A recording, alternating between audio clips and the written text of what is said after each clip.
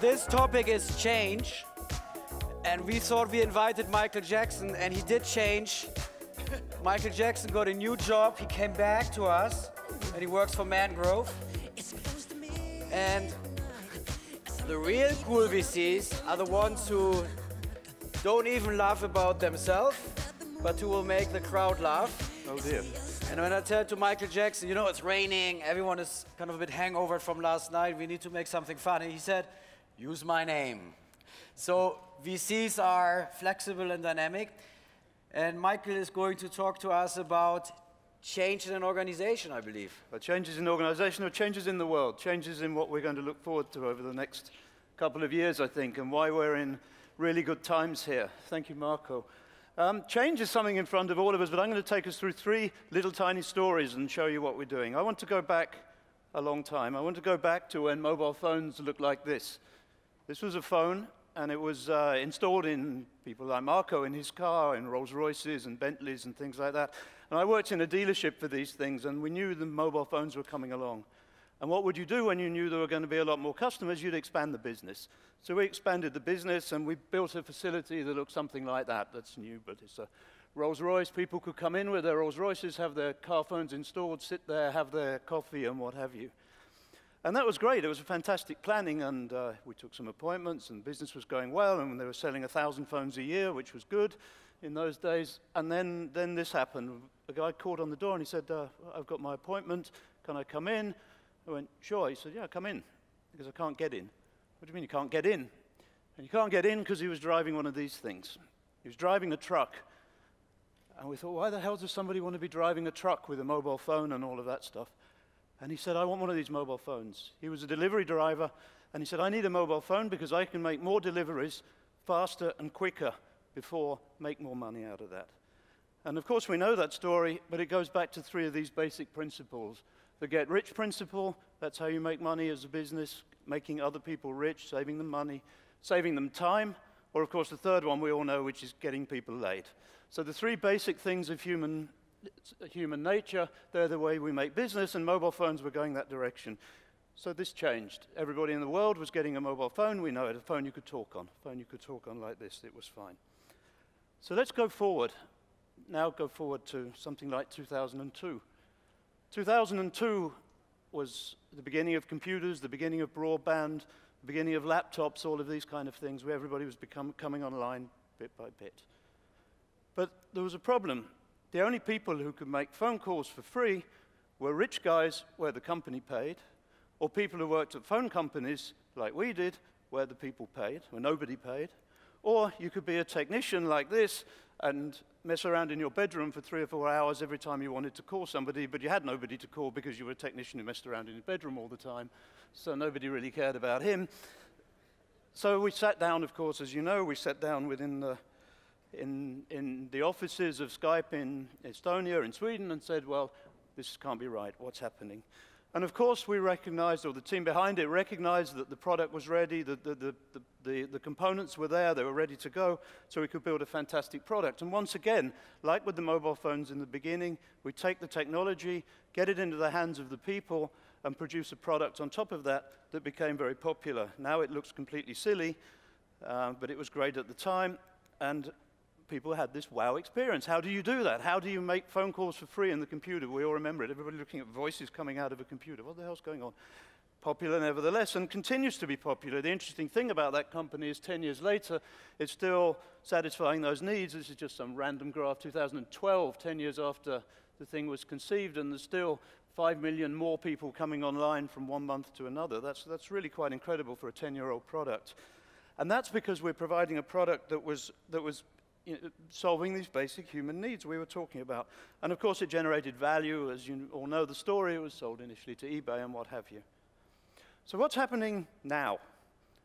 We're in front of a volcano here. Things are really exploding in our sector, in the technology sector. We've traditionally called it the TMT sector, technology, media, telecommunications.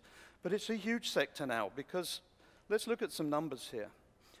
We've seen them all through the morning. We're talking about mobile telephones being in everybody's hands, and everybody's got a mobile phone today. If we look at those numbers, we see the population of the world, this famous 7.2 billion people, or however many it is, adults, TV audience, literate adults, mobile, online, smartphones. I mean, everybody's got a smartphone. Everybody in the world's got a smartphone now. The second thing that's happening, second thing that's changed on us, as we know, it's become really easy to build things. It's a building block world these days. I don't want to take it away from the technologists and people like that, but when we, even as a venture capitalist, when we analyze companies, we probably spend the least amount of time now looking at technology, whereas 10 years ago, we'd spend the most amount of time talking about technology. And nobody here in the room has mentioned technological risk or anything that as a part of their business. If you ask them, they'll talk about market risk and all of that. It's this we're looking at. It's a building block world.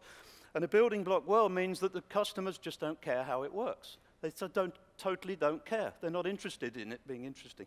They want apps, they want things that are going to save them money, save them time, and find them partners. And that you can see in this graph from my friend Benedict Evans, who looked at how often people talk about railways, just going back. I mean, nobody's interested in talking about railways anymore because they were being talked about in 1910 when they were building railways, but nobody talks about it anymore. Nobody's talking about tech any longer. So what are they talking about? Well, they're talking to each other about their apps. The App Store distribution model is so pervasive, it's everywhere now. People are downloading apps because their friends tell them to at the bus stop. We don't have this digital divide any longer. And everybody in the world with a smartphone is downloading apps. Everybody's at it. And everybody wants stuff to use in this way. So we've got apps today for websites, we've got apps for getting taxis, we've got apps for doing pizzas. But let's look at some of the market segments which we haven't touched yet.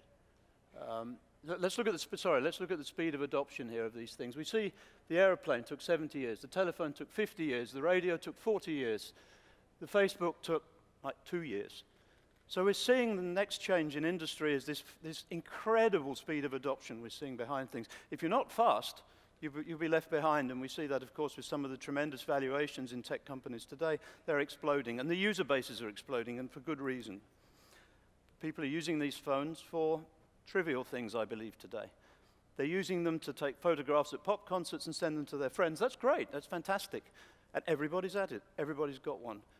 But what's going to happen, what's going to change for me and for us over the next couple of years, I think, is we're going to be looking into different areas. If you look at the GDP sectors of the global revenue of the world, we see on the left-hand side music. Music's actually a relatively tiny industry. So are films, so are online ads or books or PCs or phones. Even in the center there, this Google, Apple, Facebook, Amazon segment is relatively small. And we've spent all our energy, and a lot of the people at NOAA today are spending all of their energy on this side of the graph in sectors which are tiny. And what we've yet to see is people spending time on the right-hand side of the graph. These are the massive sectors which we haven't yet touched with mass adoption products for smartphones. And these are agriculture, this is building, construction, transportation. Enormous sectors at the world level, 20 times bigger than the whole TMT sector, which we've yet to get to. And my contention is this: you can build these apps from everywhere. If you want to build an app doing agriculture, you're not going to build it you're not going to find people who know about that in the City of London. It's going to come from an agricultural area, from farmers or something like that. We have such a diversity of things in Europe, we're going to see them coming from everywhere. We're going to see them coming from the north of Finland, the south of Spain, or wherever. We're going to see this, and we have this tremendous diversity in Europe that's going to allow us to do that. So what's changed now is these billion-dollar apps can come from anywhere. The infrastructure's there, the stuff's there. And they're not centered in Silicon Valley, and that's the great news, I think, for us here as a local preacher or something. There are fantastic things coming out of Silicon Valley. So this is what's looking forward to. This is what's changed, and that's what I want to leave us with. That's what's changed. What changed is you can build billion-dollar companies from anywhere, and they're going to come in sectors that we haven't even seen yet, and I look forward to them coming in the next couple of years. I really do. So we've been, the billion being the new norm. This is where we're going. Cellular subscriptions approaching population, and there we are. So, Mangrove, we've been successful finding some of these companies with some of the best VCs in the world. We hope we're going to continue to do so. We will continue to do so, and for the rest of you, good luck unicorn hunting. Thank you very much.